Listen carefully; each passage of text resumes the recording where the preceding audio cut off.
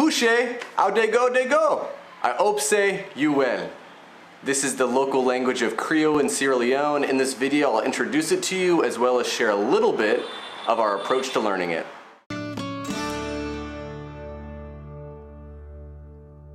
Hey everyone, before I share some information specifically about Krio, I first want to make a statement regarding just generally one of the challenges of preaching the gospel in Africa, and that is the numerous languages that are spoken on this continent, which makes it difficult. It's difficult to learn because a lot of these languages are more obscure, which means you don't have great resources for learning them, especially while you're preparing to move to Africa when you're living in the US or Europe or somewhere else. And then secondly, once you do learn the language, that language may only be spoken by a few, dozen thousand people or a few 100,000 people. And so that means whenever you move to a different region, even within the same country, you need to learn a whole new language in order to effectively communicate with the people inside that region or district. And so that makes it challenging. Even Sierra Leone, so there are over a dozen individual tribes that make up Sierra Leone. I think there's maybe 15 or 16 tribes within Sierra Leone, and each one of those tribes has its own language, and so everyone speaks the language of their tribe for the most part. However, there is a common language, the language of Krio, that's spoken by about 80% of the inhabitants of Sierra Leone. And so that is the language that we are trying to learn, because if we learn Timne or Kono or Mende, those languages would be spoken by maybe a few 100,000 people, some more, some less, depending upon the size of the tribe. However, that would mean we'd have to learn a whole new tribal language if we ever moved or spoke to someone from a different area or district. And so we're focusing upon learning Krio, which is the common tongue here in this country. As far as the origins of this language, it's really interesting because Sierra Leone is one of the few countries that were formed and established by repatriated slaves that were living in primarily English-speaking countries and that were then allowed to return back to their home country of Sierra Leone. That's why the capital of Sierra Leone is called Freetown, okay? And so, but the problem was many of these former slaves spoke the language of the land they were living in, which was primarily English, and a lot of them had forgotten the tribal languages that their parents and grandparents spoke in Sierra Leone. And so you had these two groups, those who had been living in Sierra Leone all along and those who had returned back from slavery. And so you had these two groups, one speaking English, other one speaking the tribal language, and so it was necessary to create this new language that kind of meshed these two together. And so that's how Krio came about. It's this English tribal language mixture with a little bit of both French and Portuguese influence, and you kind of put all that in a blender and you throw a heavy African accent and you mix around the sentence structure, and what comes out is Krio.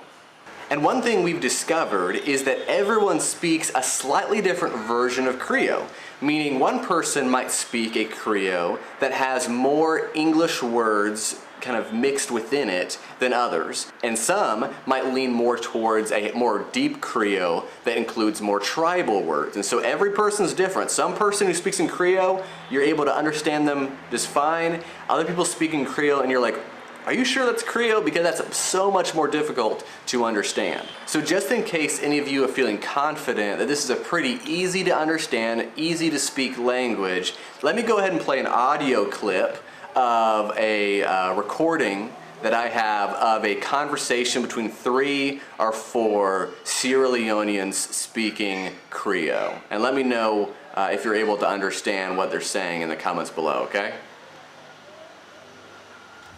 Chilling self and all day. I said that to you. Anybody know about that chilling? We miss her, no? We miss her for nobody self. I'm not too time. We miss nobody about that chilling. Yes, yeah. Wait, I said the best. Nobody about chilling. That's just you. No, I said me for nobody about chilling. Piece of cake, huh?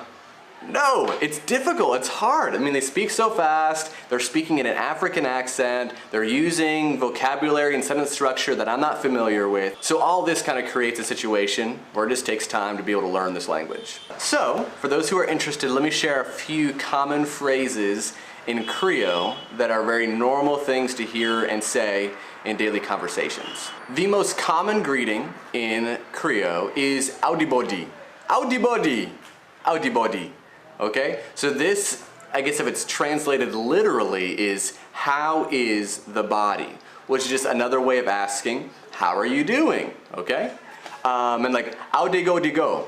is like, what's going on? Well, how are things going with you? Couche, couche is like a greeting that you would use to say like hello, hi, this sort of thing. I de go is a way of saying I'm going, see you later. Usa you come out is, well, where are you from? I come out America. I come from America. What in na you name? What in na you name? Is, well, what's your name? Oh, mi name na Dan. Mi name na Dan. So these are some phrases that you learn very early on when you're trying to pick up the Creole, and it goes a long way with having people help you with Creole if you're able to start the conversation with a few of these things. As for the different methods that I've been using to learn this language, I've really been approaching it in a lot of different ways. One of the things I've been doing is been reading every day my Creole Bible. Now, I will say this, that Creole is actually not very commonly used as a written form of communication. The most common way of written communication is actually in English. However, having a Creole Bible and reading it's been super helpful for me. Because when you're listening to it, it's great for me to get my ear tuned to listening to it, but it's so difficult to distinguish the words. And so in addition to listening to people, it's also helpful to have something you can read and you can see the words broken up individually.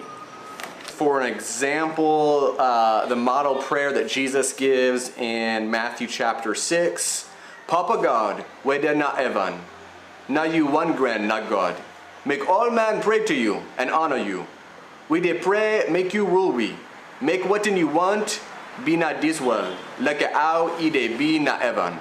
So one thing I'll do while reading is I'll actually go read outside our compound, and there's a nice little shaded mango tree, so I sit underneath the mango tree and I read my Creole Bible with a pen, and I'll like underline or mark phrases or words that I don't understand. And then whenever someone's walking by, I'll try to flag them down, ask them questions about what this word means. Sometimes, thankfully, that'll lead to a good conversation about the Bible, and so I've been able to kind of use those opportunities as a dual purpose. One of the most common Creole teachers that I stumble upon in this method is actually schoolboys, 10, 11, 12-year-old boys that come by, and they're always so excited to share with me some of their Creole, and they help me learn that way. One other resource that's been super helpful is this really Creole English dictionary. And so it's not just a dictionary, it also at the very beginning has a good amount of explanation regarding Creole grammar and Creole sentence structure. That's been super helpful. Another thing that's been, I guess, mildly helpful, but really just a welcome change of pace from both talking and reading has been just listening to the radio. And so I bought this radio several weeks ago and been listening to different radio stations. There's some religious even radio stations that have discussions about Bible related topics. And it's just a good opportunity to be able to listen and be able to try to distinguish the words within the Creole language. So that's something. And then the final thing that I do, which is probably the most important thing, is I go for daily walks around my community and around my neighborhood. I'll usually take Eden. Eden's a great icebreaker in any conversation because people just want to talk to her and spend time with her, and so I get a benefit from that. And so when I first started doing this, I couldn't really communicate hardly at all, and so what I would just do is I would just sit down and just listen to the conversation is try to pick up words here and there and try my best to use the few phrases I knew. But as I'm learning it more and more, I'm able to be a little bit more engaged in those conversations, to the point now where I'm actually able to almost always direct those conversations towards spiritual things, talking about the Bible, talking about the gospel, having conversations that are meaningful, in addition to also being a help for me to learning Krio.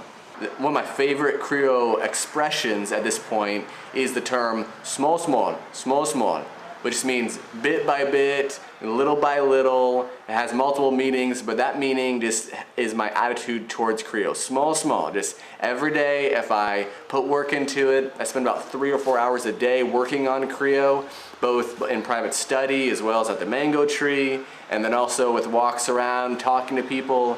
And so if I'm able to continue this, then hopefully you guys will see another video from me in which I'll be able to improve my Creole significantly from where it's at. I have a lot of friends that watch this channel that have been to Sierra Leone or even live in Sierra Leone. And so if there's anything about the language of Krio that you'd want to add to this explanation and introduction, feel free to do that in the comments below. Thanks again for watching. I did go. We go see you back.